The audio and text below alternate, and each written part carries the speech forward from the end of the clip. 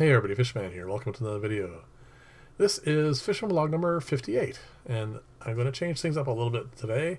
Normally I show a clip of this tank at the end of the video and show off Ripley, but I'm going to put it at the beginning for a couple of reasons. First off, I have made a couple changes to the homepage for my channel. One thing is I put a banner across the top, and the other thing I did is I put together a logo, and I did this about probably 2 videos ago, so a little over a week, and I left it and didn't tell anybody just to see if anyone would notice.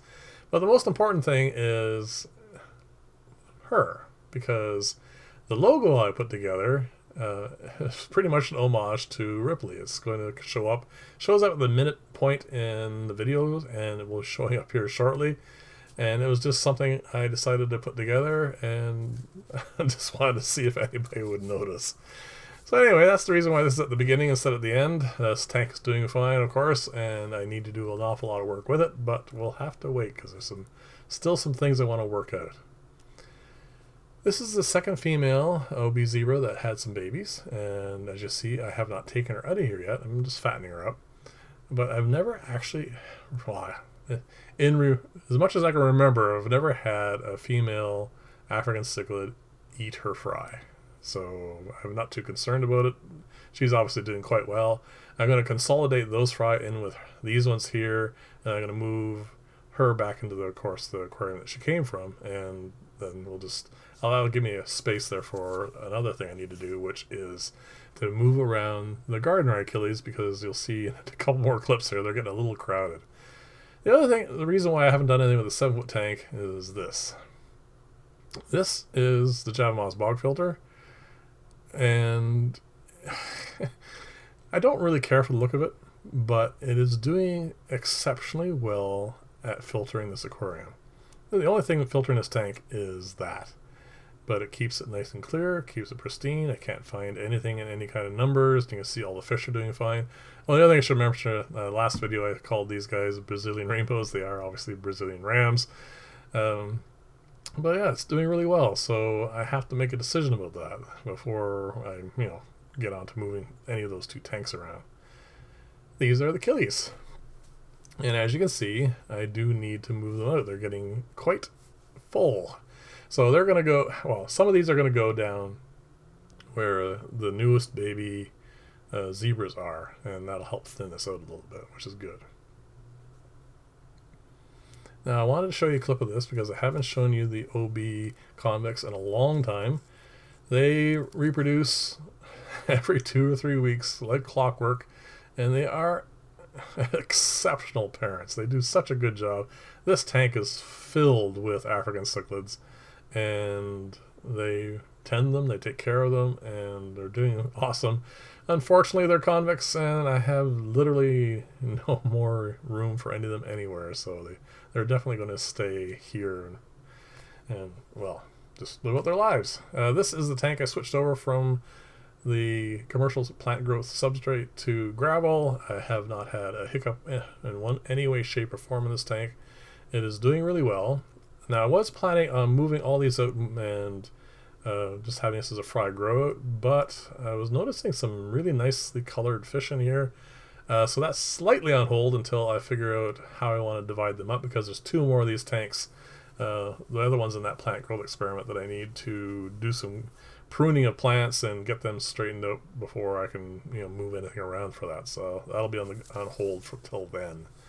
This is one of them, and I had put in the cow manure here into this pot, and I see no changes in the tank at all. I wasn't really expecting it, but I always like to test these things out just in case. You never know. And the plants are fine, fish are fine, so I think that will be something that I don't have to be concerned about, but I'm going to leave it go a little longer just in case I see any additional growth, which might be a possibility as well. I'm really happy with this. Again, it's too early to tell because I'm waiting for that leaf there on the prayer plant, what I'm calling a prayer plant, to come out to see how it looks, and I still haven't converted the other pots, so they're all waiting on that. The peace lilies are perfectly fine. I actually haven't found any issues with this at all. I might do some pruning on this one coming up, but that's just so, it doesn't get too big for the pot. And I still need to pot the other one. So those plants are going to wait for that. These ones are doing fine. Obviously, the Wandering Jew is something that'll do perfectly fine in this environment. The arrowleaf is not thriving as much as I had hoped. It's still growing new leaves, but is also not, keeping the old leaves as long as I'd want them to. So keep an eye on that. I mean, patience is a key for almost all of these things. So we'll see how that goes long term. The other plants are just, doing what I would expect them to do. So that's fine at least. I managed to pick up a new plant. I don't know what it is. If someone knows what it is, definitely leave a comment below. It was in a fishbowl in a client's place. I clipped off a piece of it here. It was in really rough shape, but they kept it in there forever. So I am going to try and grow it out a little bit better and see how it's doing. And this tank is just getting way too crowded. I really need to get these plants spread out and into other aquariums. I just have to figure out where they're going to end up and how I'm going to do that yet. So hopefully I'll get to that soon. These are the youngest of the Boismani rainbows, and they're doing really nicely. Actually, sorry, this is the middle group. There's still another tub of little ones that you'll see near the end of the video. They're growing really well. There's nothing I can say against them. The ones that are the oldest now are starting to get some color, which is actually kind of cool. I'm going to give you a clip of it right here now, and this clip is going to be a little bit longer than normal, but unfortunately I think with the glare you're not really going to get to see it very well, but I'm starting to notice some colors in the fins and a little bit of markings on the bodies, and this is kind of nice. I like it. And they need obviously to grow a lot more before they're going to show up more colorfully, but that'll come.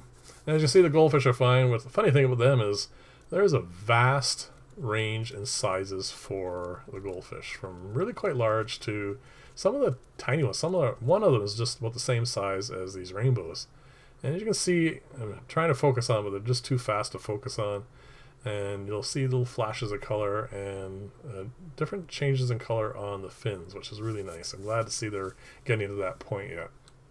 So they'll get a little bit bigger, and hopefully they'll be a little bit easier. So these are the youngest of the rainbows, and I'm actually showing this mostly because this is where I put most of the new, the eggs from the goldfish. I'm going to try and focus on one here, but they are extremely small, obviously. They're just hatched. There you go. It's just clinging to the side there. So there's a bunch more of these. I'm not sure what I'm going to do with the goldfish. I really don't have much use for them and my clients, but I will obviously raise them up, and if nothing else, I'll go in that really large pond I take care of, and obviously quite some time from now. So these, I've been doing a lot of different experiments with these. This is actually a clip I meant to put up last week, and I've done some additional things to these now, but I find the straw is doing really quite well. I mean, unfortunately, it doesn't really show up too well in on film in footage or whatever. But I like these. They're doing reasonably well. I tried various forms of adding yeast and algae water and other stuff to the other ones. I just couldn't get them. There's a whole rack back there. That's what they are. But this one here is the one that actually got my attention the most. This is actually just pond mud, and I put in some cow manure, and it started taking off quite nicely. So what I did, and for the last clip you'll see, is going to be I took all those jars, the ones with the pond mud and stuff, and I divided them up and put in more cow manure, and I have 3 of those going now, and one of them I put a little bit of straw in as well, and I'm going to try and grow them out that way, because I think they'll do better that way, but we'll see. It's one of those things that's I hope will work out quite well, but you never really know. So I'm going to keep experimenting with that, and hopefully I'll get a really good Cyclops culture, or of course get a really good Daphnia culture going. So this is now, yesterday for my perspective, and these are mixed together now with a lot more soil and cow manure, and I'm hoping that these are going to take off. So hopefully by next week I'll have a really good result with this. And then the last one I'm going to show you there, which well, there you go.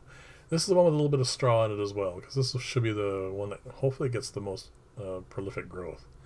So anyway, thank you very much for coming by. I really appreciate it. Leave comments below as to what you think of all this. And of course, if I miss things in Sunday vlogs that I haven't talked about in a while, definitely let me know below, and I will try and put those in too. I try to keep these to a reasonable length, but you know, sometimes if a little bit more is fine too. So thank you very much for watching. I'll see you in the next video, and bye for now.